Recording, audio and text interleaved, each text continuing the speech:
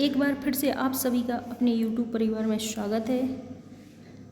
सभी को जय माता दी। जैसा कि आपको पता है, प्राथमिक शिक्षक पात्रता परीक्षा का नोटिफिकेशन आ गया है, जिसके लिए हमारे पास सिर्फ 40 दिन है और इन 40 दिनों में हमें इस एग्ज़ाम को क्वालिफाइड करना है। तो उसी से रिलेटेड एक प्रैक्टिस सेट आपके समक्ष उपस्थित है, जो बाल विकास व शिक्षा शास्त्र का है। और इस एग्ज़ाम में बाल विकास व शिक्षा शास्त्र का एक अहम रोल रहेगा। उसी से रिलेटेड कुछ यहाँ पर क्वेश्चन हैं, जिनको हम सभी सॉल्व करेंगे। तो आपके समक्ष जो फर्स्ट क्वेश्चन है बाल विकास व शिक्षा शास्त्र का, वो ये रहा। एक अभ्यर्थी का किसी सरकारी संस्था द्वारा नौकरी हेतु चयन नहीं किया गया, उसकी प्रतिक्रिया स्वरूप वह यह कहता है कि रिश्वत का ज़माना है, हम जैसे लोग कहाँ चयनित हो पाएंगे। उसकी यह प्रक्रिया निम्नलिखित में से किस मनोरचना का घोतक है। तो जब भी कोई एक विद्यार्थी या तैयारी करने वाला इंसान जब भी किसी परीक्षा में असफल हो जाता है और वह इस तरह की बात कहे कि आज का जो समय है वह रिश्वत का समय है और हमारे जैसे लोग सरकारी संस्था में कैसे चयनित हो पाएंगे, तो वह ये जो शब्द कह रहा है किस मनोरचना के कारण कह रहा है। आपके समक्ष ऑप्शन है युक्तिकरण, आत्मीकरण, पलायन व दमन। तो सबसे पहले हमें चारों ऑप्शन का बहुत ही अच्छे से ज्ञान होना चाहिए कि आखिर युक्तिकरण है क्या, पलायन है क्या, आत्मीकरण है क्या और दमन है क्या। तो सबसे पहला जो ऑप्शन है हमारे समक्ष वो है युक्तिकरण। युक्तिकरण क्या कहलाता है, इसमें होता क्या है, इस मनोरचना में व्यक्ति अपने आप को सही व उचित ठहराने के लिए क्या करता है, झूठे कारणों व तर्कों का सहारा लेता है। जैसा कि इसमें एक व्यक्ति ने लिया है, क्या लिया है सहारा, झूठ का, कि ये रिश्वत का ज़माना है, वह चयनित नहीं हुआ परीक्षा में, तो उसने जो तर्क दिया है वह दिया है कि ये रिश्वत का ज़माना है, हम जैसे लोग कहाँ चयनित हो पाएंगे।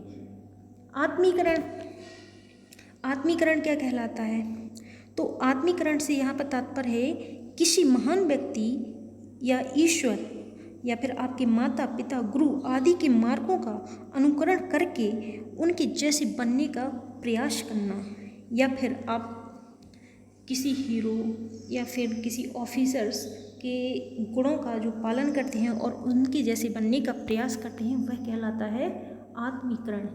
ये आत्मीकरण जो होता है वो किशोरावस्था में अधिक से अधिक देखा जाता है। अब थर्ड ऑप्शन है आपके समक्ष पलायन। तो पलायन से तो तात्पर्य सीधा आपको समझ आता है, आप किसी भी समस्या को देखकर भाग जाएं, किसी भी परेशानी का सामना ना कर पाएं और उससे छोड़कर ही आगे बढ़ जाएं, भाग जाएं, वो पलायन हुए। दमन, दमन क्या है, दमन होता है अपनी इच्छाओं को बलपूर्वक दबाना। आप चाहते हैं, आपके मन की जो इच्छाएं हैं, लेकिन आप उनको किसी कारणवश, किसी कंडीशन, सिचुएशन या फिर आपके आसपास जो माहौल है उसके अनुरूप आप अपनी इच्छाओं को पूर्ण नहीं कर सकते और अपनी इच्छाओं को बलपूर्वक आपने क्या कर दिया, दमन कर दिया। तो आपको इन चारों ऑप्शन में से ये तो समझ में आ गया होगा कि आपका आंसर इनमें से कौन सा है।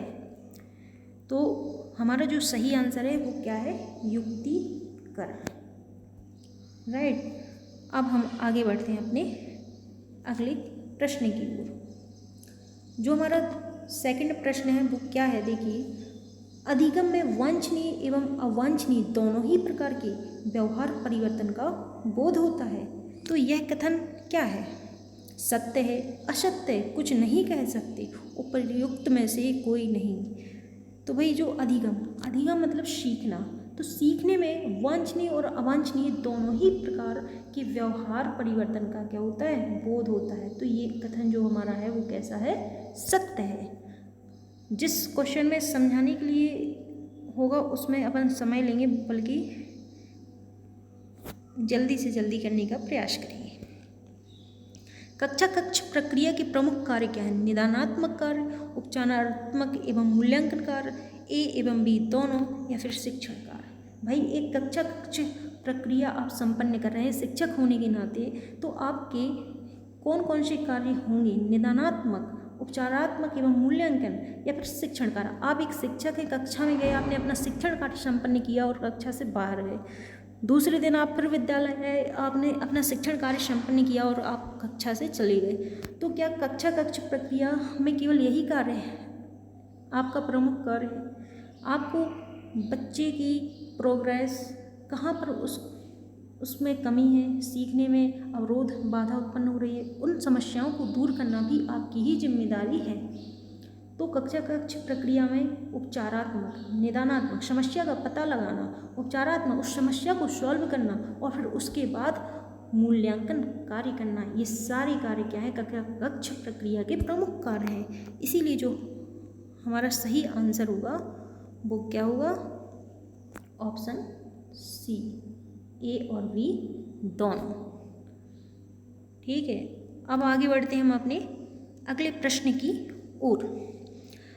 अध्यापन के समय अध्यापक को निम्नलिखित में से किसका सर्वाधिक ध्यान रखना चाहिए? विषय वस्तु, विद्यार्थियों की आयु, व्यक्तित्व भिन्नता, या विद्यार्थियों की पारिवारिक पृष्ठभूमि। एक अध्यापक होने के नाते आप कक्षा में आते हैं, तो आप सर्वाधिक किसका ध्यान रखेंगे अध्यापन करते समय?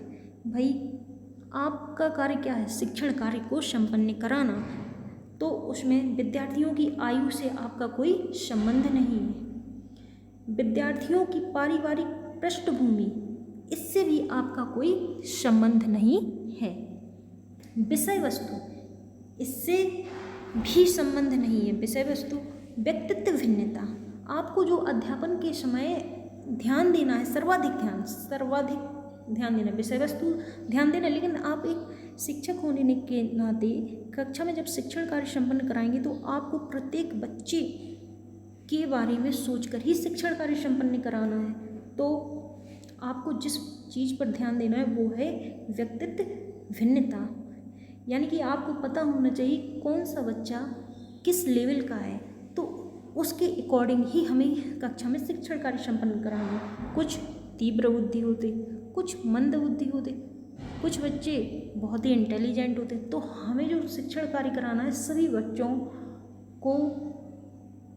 बच्चों के अकॉर्डिंग ही कराना है। इसीलिए जो हमारा सही आंसर होगा वो क्या होगा? Option number C is a right answer. ठीक है, अब हम अपने नेक्स्ट क्वेश्चन की ओर बढ़ते हैं और बहुत ही कम समय में करने का प्रयास करेंगे। यदि कक्षा में पढ़ाते समय आपको महसूस होता है कि अचानक सभी बच्चे पढ़ने में रुचि नहीं ले रहे, तो आप क्या करेंगे? कोई ध्यान नहीं देंगे और पढ़ाना जारी रखेंगे, पढ़ाना बंद कर देंगे? ऑप्शन सी, बच्चों को ध्यान देने को कहेंगे, कारण जानने की कोशिश करेंगे। एक शिक्षक होने के नाते केवल आपका पढ़ाना ही उद्देश्य नहीं है। कक्षा में बच्चे पढ़ने में रुचि ले रहे या नहीं, ये जानना भी आपका क्या है? कर्तव्य है। कोई ध्यान नहीं देंगे और पढ़ाना जारी रखेंगे, फिर तो आप शिक्षक कहलाने के लायक ही नहीं है। पढ़ाना बंद कर देंगे, तो जब आप शिक्षक बनेंगे तो आप पढ़ाना भी बंद नहीं कर सकते। बच्चों को ध्यान देने को कहेंगे, बच्चे तो ध्यान देंगे, लेकिन जब उनकी रुचि इंटरेस्ट ही नहीं रहेगा तो वो ध्यान देंगे कैसे? तो आपको अपना शिक्षण कार्य इस तरह से संपन्न कराना है कि बच्चे क्या करें? इंटरेस्ट के साथ, रुचि के साथ आपकी शिक्षण कार्य का आनंद लें। तो सबसे पहले तो आप कारण जानने का प्रयास करेंगे। तो हमारा जो सही आंसर होगा वो क्या होगा? ऑप्शन डी, कारण जानने का प्रयास करेंगे, कोशिश करेंगे। नेक्स्ट क्वेश्चन, विकास की प्रक्रिया चलती रहती है। ये आंसर तो आप सभी को मालूम होगा। भाई विकास एक जीवन पर्यंत चलने वाली प्रक्रिया है, यह कभी रुकती नहीं है। जन्म से लेके और मृत्यु तक विकास चलता रहता है। नेक्स्ट क्वेश्चन, थर्स्टन के द्वारा प्रस्तुत बुद्धि सिद्धांत प्राथमिक मानसिक योग्यता के अनुसार निम्नलिखित में से कौन सी योग्यता प्राथमिक मानसिक योग्यता नहीं है? थेस्टन के द्वारा संख्यानात्मक योग्यता, शाब्दिक प्रभाव, प्रत्याक्षात्मक गति और वाचन तत्परता। उसने पूछा प्राथमिक मानसिक योग्यता क्या नहीं है? शाब्दिक प्रभाव बालक में होता है, संख्यानात्मक योग्यता भी बालक में प्राथमिक मानसिक विकास में होती है, प्रत्याक्षात्मक गति ये भी होती है, लेकिन वाचन तत्परता प्राथमिक मानसिक योग्यता के अकॉर्डिंग नहीं होती है। तो हमारा जो सही आंसर होगा वो क्या होगा? Option number D. Next question पर हम आगे बढ़ते हैं। क्वेश्चन नंबर 8, बालक केंद्रित शिक्षा के अंतर्गत क्या सम्मिलित नहीं है? गृह कार्य प्रदान करना, बालक को प्रश्न पूछने के लिए प्रेरित करना, बालक के अनुभव को प्राथमिकता प्रदान करना, बालक की सृजनात्मकता को बढ़ावा देना। आप एक शिक्षक हैं तो शिक्षक होने के नाते आप बालक को कक्षा में प्रश्न पूछने के लिए तत्पर प्रेरित करते रहेंगे, उसके अनुभवों को आप प्राथमिकता देंगे, उसकी सोच को, विचार को सभी के समक्ष रखने का क्या देंगे? मौका देंगे। बालक की सृजनात्मकता को क्या करेंगे? आप बढ़ाएंगे। लेकिन गृह कार्य प्रदान करना ये बालक केंद्रित शिक्षा के अंतर्गत सम्मिलित नहीं है। बाल केंद्रित शिक्षा में गृह कार्य को पूर्णतः ही हटा दिया गया है, क्योंकि बच्चे पर किसी भी प्रकार का कोई बोझ नहीं होना चाहिए। नेक्स्ट क्वेश्चन जो है 9 नंबर पर, राष्ट्रीय पाठ्यचर्या की रूपरेखा 2005 की संस्तुतियों के संबंध में कौन सा कथन सत्य नहीं है? विश्वविद्यालयों को राजनीति से मुक्त रखना, ज्ञान को बाहरी जीवन से जोड़ना, राष्ट्र के प्रजातांत्रिक मूल्यों का सम्मान या परीक्षाओं में लचीलापन। कौन सा सत्य नहीं है? तो क्वेश्चन को भी बहुत ही ध्यान से हमें देखना है कि सत्य है सत्य नहीं है। इसमें बहुत ही बारीकी से हम क्या होते हैं, जल्दी के चक्कर में क्वेश्चन गलत पढ़ लेते हो और आंसर टिक हो जाता। ज्ञान को बाहरी जीवन से जोड़ना ये राष्ट्रीय पाठ्यचर्या रूपरेखा 2005 में कहा गया है। राष्ट्रीय प्रजातांत्रिक मूल्यों का सम्मान ये भी हमारे राष्ट्रीय पाठ्यचर्या की रूपरेखा 2005 में कहा गया है। परीक्षाओं में लचीलापन ये भी होना चाहिए, लेकिन कौन सा सत्य नहीं? विश्वविद्यालयों को राजनीति से मुक्त रखना ये ऐसा हमारी 2005 राष्ट्रीय पाठ्यचर्या रूपरेखा में नहीं कहा गया है। तो हमारा जो आंसर होगा वो होगा option number A. Next question देखिएगा, अधिगम को प्रभावित करने वाला छात्र संबंधी कारक क्या है?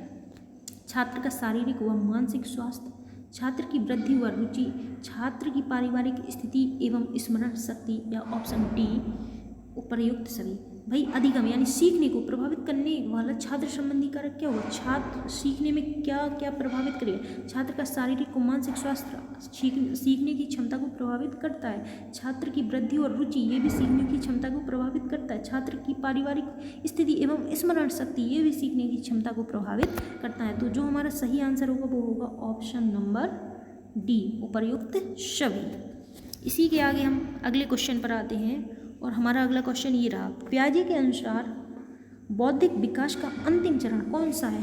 जीन पियाजे ने बौद्धिक विकास के जितने भी चरण दिए हैं उनमें से अंतिम चरण, तो सबसे पहला जो आता है पूर्व संक्रियात्मक अवस्था, अंतःप्रक्रियात्मक, फिर मूर्त, और उसके बाद आता है हमारा औपचारिक संक्रियात्मकता का स्तर।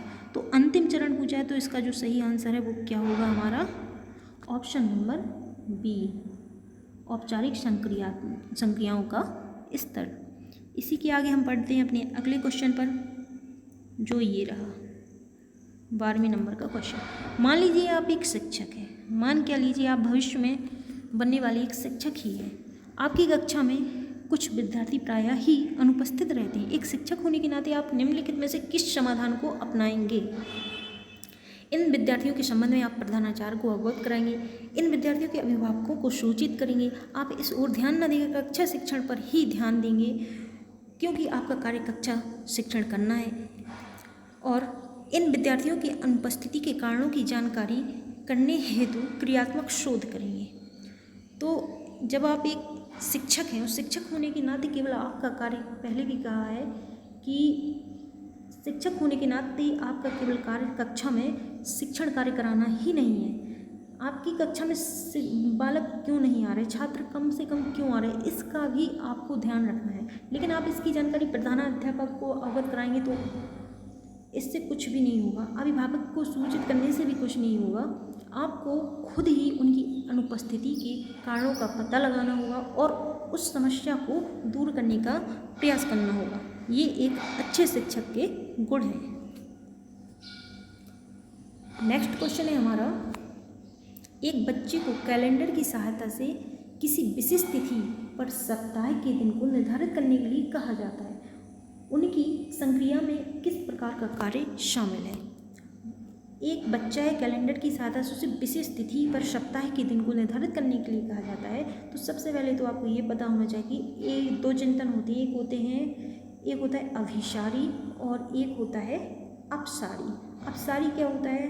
अपसारी और अभिसारी। अभिसारी होता है एक मतलब निर्धारित एक बंद अंत वाला प्रश्न, और अपसारी होता है ओपन, तो यानी खुले अंत वाला प्रश्न। तो इस यहाँ पर जो की बात की गई है वहाँ ये निश्चित तिथि और विशेष सप्ताह के बारे में बात की गई। तो अभिसारी चिंतन भी हो गया, स्मृति और संज्ञानात्मकता की भी यहाँ पर बात हो रही है।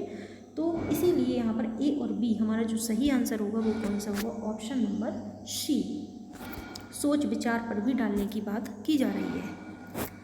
अगले प्रश्न की ओर हम बढ़ते हैं। संस्कृति अधिग्रहण की सामान्य प्रक्रिया के रूप में जाना जाता है। धर्मनिरपेक्षता, समाजवाद, गणतंत्र, अभिग्रहण। जो संस्कृति अधिग्रहण की सामान्य प्रक्रिया, जब एक शिशु एक बालक जन्म लेता है तो वह अपने परिवार, आस पड़ोस और प्रत्येक जगह से वह संस्कृति अधिग्रहण की सामान्य प्रक्रिया का सामाजिकरण के रूप में जाना जाता है। जो संस्कृति अधिग्रहण की सामान्य प्रक्रिया का सामाजिकरण के रूप में जाना जाता है। क्यों? क्योंकि जब एक बालक जन्म लेता है तो वह हमारे माता पिता, आसपास और रिश्तेदार, विद्यालय, इन सभी से एक उसके सामाजिकरण का क्या होता है? निर्माण होता है। संस्कृति का वह क्या करता है? सीखता है। तो संस्कृति अधिग्रहण की सामान्य प्रक्रिया समाजवाद के रूप में जाना जाता है। अगले प्रश्न की ओर आगे बढ़ते हैं। प्रश्न नंबर 15। वर्तमान समाज में निम्नलिखित में से किसने जीवन के हर पहलू को संतृप्त किया है? वर्तमान समाज में निम्नलिखित में से किसने जीवन के हर पहलू को संतृप्त किया है? छात्र, अध्यापक, राजनीति। आज के समय में आपको पता होगा जो समय चल रहा है वो सोशल मीडिया का समय चल रहा है। कोई भी खबर हो, कोई भी न्यूज हो, कोई भी जानकारी हो, सोशल मीडिया के माध्यम से इतने जल्दी वायरल होती है कि घर बैठे बैठे आपको कहीं की भी सूचना सेकंडों में प्राप्त हो जाएगी। तो जो हर पहलू को संतृप्त किया गया, किसके द्वारा किया गया? मीडिया के द्वारा। मीडिया मतलब सोशल मीडिया। कौन सी पद्धति सूचना पुनर्प्राप्ति डोमेन में एक केंद्रीय भूमिका निभाती है, जो एक मजबूत अनुभवजन्य परंपरा को बनाए रखती है? मूल्यांकन पद्धति, प्रतिस्पर्धा पद्धति, शिक्षण पद्धति या फिर आकलन पद्धति? तो जो इसका सही आंसर है वो क्या है? मूल्यांकन पद्धति। मूल्यांकन पद्धति जो है विशेष रूप से क्या करती है? सांख्यिकीय परीक्षण और जानकारी पुनर्प्राप्ति डोमेन में एक केंद्रीय भूमिका निभाती है, जो कि एक मजबूत अनुभवजन्य परंपरा को बनाए रखता है। इसलिए जो हमारा सही आंसर होगा वो क्या होगा? मूल्यांकन पद्धति। इसी से हम आगे बढ़ते हैं अगले प्रश्न की ओर। जो अगला प्रश्न है, निम्नलिखित में से किस मनोवैज्ञानिक ने व्यक्तित्व की उत्पत्ति में आनुवांशिकता की भूमिका को सर्वाधिक महत्व दिया? वाटसन, फ्रांसिस गाल्टन, विने और वुंड। तो किसने दिया है महत्वपूर्ण आनुवांशिकता की भूमिका को? आंसर जो हमारा सही होगा वो क्या होगा? Option number B, Francis Galton. अगले प्रश्न की ओर आगे बढ़ते हैं। स्कूल तथा समुदाय के बीच अच्छे संबंध के लिए निम्न में से क्या आवश्यक है? समय समय पर स्कूल की प्रगति एवं गतिविधियों की जानकारी समुदाय को देते रहना, स्कूल के वातावरण को सुधारने में समुदाय के लोगों का सहयोग लेना, शिक्षकों का अभिभावकों के निरंतर संपर्क में रहना, या उपयुक्त डी सभी।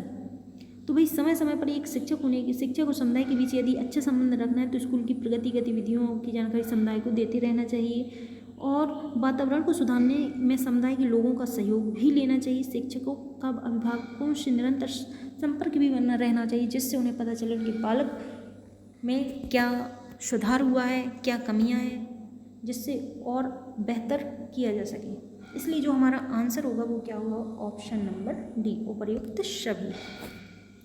इसी से हम आगे बढ़ते हैं। बालक के सीखने के लिए आकलन और अनुदेशन के बीच के दृढ़ीकरण द्वारा सीखने को प्रभावित करता है। तो किसके द्वारा प्रभावित करता है, बालक के सीखने के लिए आकलन और अनुदेशन के बीच संबंधों, ऑप्शन नंबर जो है डी हमारा सही होगा। भाई बालक के सीखने की प्रक्रिया आकलन, मूल्यांकन तथा अनुदेशन के बीच किस पर निर्भर करती है, संबंधों पर निर्भर करती है। यदि दोनों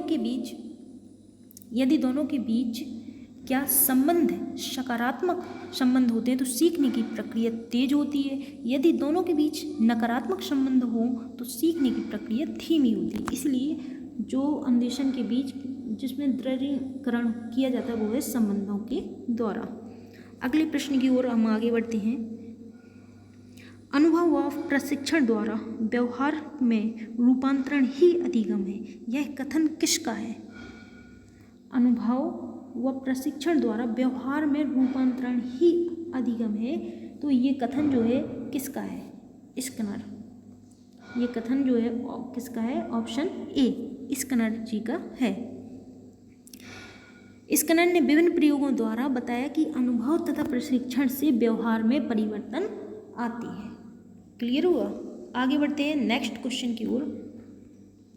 सैद्धांतिक रूप से रचनावाद शिक्षार्थियों को दुनिया के विषय में अपना दृष्टिकोण निर्मित करने पर बल देता है, सूचनाओं को पुनः स्मरण द्वारा जांच करने पर बल देता है, शिक्षक की महान भूमिका की जानकारी देता है, विभिन्न व्यवहारों पर उसके द्वारा किए गए अनुकरण की भूमिका पर केंद्रित करता है। तो सबसे पहले तो हमें ये पता होना चाहिए कि रचनावाद है क्या। रचनावाद में मौलिकता पाई जाती है। इसमें होता क्या है, इसमें नए तरीके का व्यवहार किया जाता है और पहले से चली आ रही चीज़ों को बदलने पर बल दिया जाता है।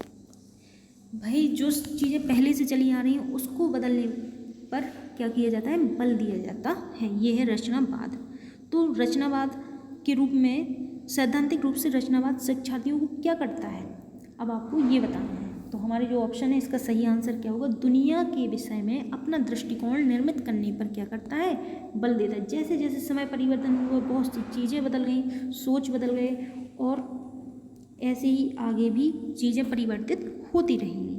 तो सैद्धांतिक रूप से रचनावाद शिक्षार्थियों को दुनिया के विषय में अपना दृष्टिकोण निर्मित करने पर बल देता है। जैसे ही समय बदल रहा, स्टूडेंट को अपनी सोच विचार सब कुछ बदलने चाहिए। अगला प्रश्न है, वातावरण द्वारा शारीरिक लक्षण सबसे कम प्रभावित होते हैं। इस संबंध में कौन सा कथन सत्य, शिक्षात्मक उपलब्धियों पर बालक के व्यक्तिगत का अधिक प्रभाव पड़ता है, बालक का सीधा प्रभाव शारीरिक लक्षण पर पड़ता है, स्वभाव पर वातावरण का अधिक प्रभाव पड़ता है, या उपर्युक्त में से कोई नहीं। तो इसका जो सही आंसर होगा वो होगा हमारा वातावरण का सीधा प्रभाव शारीरिक लक्षण पर पड़ता है। क्लियर हुआ। सॉरी, ऑप्शन जो थे हमारे क्या थे, वातावरण द्वारा शारीरिक लक्षण सबसे कम प्रभावित होते हैं। इस संबंध में कौन सा कथन सत्य है, शिक्षात्मक उपलब्धियों पर बालक के व्यक्तित्व का अधिक प्रभाव पड़ता है, वातावरण का सीधा प्रभाव शारीरिक लक्षण पर पड़ता है, स्वभाव पर वातावरण का। हाँ, तो जो हमारा सही आंसर स्वभाव पर, शारीरिक लक्षण नहीं, स्वभाव पर जो है वातावरण का सीधा प्रभाव पड़ता है। इसको हम टिक करें, स्वभाव पर वातावरण का सीधा प्रभाव पड़ता है। जो प्रत्येक बालक है वो अपने सामाजिक वातावरण से क्या करता है, समायोजन स्थापित करता है। इसलिए अध्यापक शिक्षा और समाज के वातावरण में क्या करना चाहिए, समायोजन को स्थापित करना चाहिए, क्योंकि स्वभाव पर वातावरण का सीधा प्रभाव, अधिक प्रभाव पड़ता है। क्लियर। अब पढ़ते हैं हम अपने अगले प्रश्न की ओर। प्रश्न नंबर 23। शिक्षकों को माने तो आजकल छोटे बच्चों पर पुस्तकों का बोझ अधिक होता है। इसके हानिकारक होने के संबंध में आपकी राय क्या है। छात्र प्रत्येक का अध्ययन नहीं कर सकते, अधिक भार से मानसिक विकास अवरुद्ध होता है, अध्ययन के प्रति अरुचि उत्पन्न होती है, कंधे की हड्डी पर कुप्रभाव पड़ता है। सबसे पहले तो आप उन ऑप्शनों को हटाने का प्रयास किया कीजिए जो आंसर नहीं हो सकते। कंधे की हड्डी पर कुप्रभाव पड़ता है, ये हमारा आंसर क्या है, नहीं हो सकता है। अध्ययन के प्रति अरुचि उत्पन्न होती, भार से अध्ययन संबंध में आपकी राय है? हाँ, अध्ययन के प्रति अरुचि उत्पन्न होती है, तो ये भी हमारा आंसर नहीं हो सकता। छात्र प्रतीक का अध्ययन नहीं कर सकती, इससे भी कोई संबंध नहीं। लेकिन अधिक भार होने से मानसिक विकास क्या होता है? बालक का अवरुद्ध होता है। आप किसी बालक के समक्ष 10-12 बुक्स रख दें और कहें आपको ये पढ़ना है, पहले ही उसके माइंड में ये माइंड सेट हो जाएगा कि मेरे इतनी सारी बुक्स मैं पढ़ूंगा कैसे, मेरे पास मुझे स्कूल भी जाना है, कोचिंग भी पढ़ना है, खेलने के लिए भी टाइम निकालना, और फिर मैं इतनी सारी बुक्स पढ़ने के लिए कैसे समय निकालूंगा।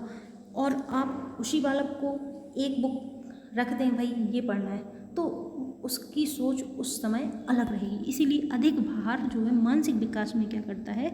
अवरुद्ध पैदा करता है। अब हमारा जो नेक्स्ट क्वेश्चन है वो क्या है? किसी भी बच्चे में तार्किक योग्यता का अभाव किस आयु तक रहता है? तार्किक योग्यता का अभाव किस आयु तक रहता है? मतलब कोई भी बालक है वो 7 वर्ष तक क्या है? तार्किक योग्यता का उसमें अभाव रहता है। 7 वर्ष के बाद उसमें तर्क करने की क्षमता आ जाती है और बच्चे अधिक से अधिक फिर आपसे प्रश्न पूछने लगते हैं, उनमें उत्तर जानने की जिज्ञासा सर्वाधिक होती है। अगला क्वेश्चन है, जटिल बालकों के 2 प्रकार किस विद्वान ने बताए? व्हाइट द्वारा, फ्राइड द्वारा, स्किनर द्वारा, या फिर इनमें से कोई नहीं? तो जो स्किनर जी हैं हमारे, उन्होंने जटिल बालकों के क्या किए? 2 प्रकार बताए हैं। ठीक है। अगला क्वेश्चन है, यदि आपकी प्रधानाध्यापिका बिना किसी कारण के नाराज हो जाए तो आप क्या करेंगे? कारण पूछेंगे, उन्हें समझाएंगे, उनकी प्रसन्नता के लिए अपनी गलती मान लेंगी, निर्भीकतापूर्वक अपने कर्तव्य का पालन करेंगी, उनकी आलोचना करेंगी। सबसे पहले आप एक अध्यापक हैं और आपकी जो प्रधानाध्यापिका है वो आपसे क्या हो गई? नाराज हो गई। उनकी आलोचना तो आप कभी नहीं करेंगे एक शिक्षक होने के नाते। कारण पूछेंगे, उन्हें समझाएंगी। एक शिक्षक होने के नाते आपको ये भी नहीं करना चाहिए। उनकी प्रसन्नता के लिए अपनी गलती को कभी नहीं स्वीकार करना चाहिए। लेकिन यदि आपके प्रधानाध्यापिका किसी सही बात की वजह से नाराज हो गए हैं तो आपको उन अपने शिक्षण काल में किसी भी प्रकार का अवरोध नहीं करना चाहिए। अपने कार्य को निर्भीकतापूर्वक अपने कर्तव्य का पालन करना चाहिए। गलत के समक्ष आपको नहीं झुकना चाहिए, फिर वो आपके बॉस हों या फिर आपकी प्रधानाध्यापिका हों। आपको निर्भीकतापूर्वक अपने कर्तव्य का पालन करना चाहिए। अगला प्रश्न है, ये रहा, एक शिक्षक अपनी कक्षा के सृजनशील बालकों की सृजनात्मक क्षमता का विकास करना चाहता है। इसके लिए उसको निम्नलिखित में से क्या अपनाना चाहिए? गैर शैक्षणिक गतिविधियों में आनंद लेना चाहिए, आनंद लेना सिखाना चाहिए, तनाव को नियंत्रित करना सिखाना चाहिए, सृजनात्मक बालकों की पृथक कक्षा व्यवस्था करनी चाहिए, चुनौती भरे कार्यों को करने हेतु उत्साहित करना चाहिए। सृजनात्मक क्षमता का विकास करना चाहते, सृजनशील बालक हैं क्योंकि कक्षा में, तो उनके लिए गैर शैक्षणिक गतिविधियों में आनंद लेने के लिए नहीं करना चाहिए, तनाव को नियंत्रित करना भी नहीं सिखाना चाहिए, चुनौती भरी कार्यों को करने हेतु उत्साहित, इनसे भी कोई संबंध नहीं। सृजनात्मक बालकों की एक पृथक कक्षा व्यवस्था करके उन्हें अलग से शिक्षण कार्य संपन्न कराना चाहिए। प्राथमिक स्तर पर विद्यार्थियों की सीखने संबंधी समस्याओं को निराकरण करने हेतु सर्वाधिक श्रेष्ठ प्रक्रिया क्या है? कक्षा में सरल एवं रोचक पाठ्य पुस्तकों का प्रयोग करना, विद्यार्थियों की क्षमताओं तथा योग्यता अनुरूप विविध शिक्षण विधियों का प्रयोग करना, कहानी विधि का प्रयोग करना, आकर्षक एवं चमकदार पाठ्य पुस्तकों का प्रयोग करना। तो इसमें से कौन सा हमारा जो है सही आंसर होगा? कहानी विधि का प्रयोग करना, आकर्षक चमकदार पाठ्य पुस्तक, इससे भी कोई संबंध नहीं। कक्षा में सरल एवं रोचक पाठ्य पुस्तक, ये भी नहीं। विद्यार्थियों की क्षमताओं और उनकी योग्यता अनुरूप विविध शिक्षण विधियों का प्रयोग करना। आप अपने कक्षा के सभी विद्यार्थियों को बहुत ही अच्छे से जानते और समझते होंगे, तो उनके अनुरूप ही हमें शिक्षण कार्य संपन्न कराना चाहिए। संवेग क्या है? संवेग वो होते हैं जो हमें कुछ समय के लिए उत्पन्न होते हैं, क्षणिक समय के लिए आते हैं और परिवर्तन कर जाते हैं, जैसे कि उत्तेजना या भावों में परिवर्तन क्या है? संवेग है। क्रोध, ये भी एक संवेग है। लेकिन यहाँ पर जो आप सही आंसर देखेंगे वो क्या होगा? आपका उत्तेजना। संवेग क्या है? जब ये प्रश्न आता है तो उत्तेजना या भावों में परिवर्तन, जो भी भावों में परिवर्तन ला दे वो क्या है? संवेग। क्योंकि संवेग क्षणिक समय के लिए आते हैं लेकिन आपके मस्तिष्क को परिवर्तित कर जाते हैं। आज का अंतिम प्रश्न आपके समक्ष ये रहा, छात्रों को पढ़ाना चाहिए अनिवार्यता व्यक्तित्व विभिन्नता अनुसार, केवल निर्धारित कालांश में, या अध्यापक की इच्छा अनुसार? जब आप एक शिक्षक हैं और शिक्षक होने के नाते आप अपना कर्तव्य ईमानदारी से निभाएंगे तो अपनी इच्छा अनुसार कदापि नहीं पढ़ाएंगे, केवल निर्धारित कालांश में कदापि नहीं पढ़ाएंगे, अनिवार्यता पढ़ाना अनिवार्य ही, लेकिन किसके अकॉर्डिंग पढ़ाना चाहिए? यहाँ पर प्रश्न में जो ऑप्शन है उनमें सबसे बेहतरीन आंसर जो है वो क्या है? व्यक्तित्व विभिन्नता अनुसार। आप एक कक्षा में अपने विद्यार्थियों की व्यक्तित्व विभिन्नता को जानकर उसके अनुसार ही अपना शिक्षण कार्य क्या करेंगे? संपन्न करेंगे। इसी के साथ आज की हमारी ये प्रैक्टिस सेट की क्लास ख़त्म होती है। फिर से मिलेंगे अपन अगले प्रैक्टिस सेट के साथ अगली क्लास में। एक बार फिर से सभी को जय माता दी। नवरात्रि आने वाली है, सभी पर माता रानी का आशीर्वाद बना रहे।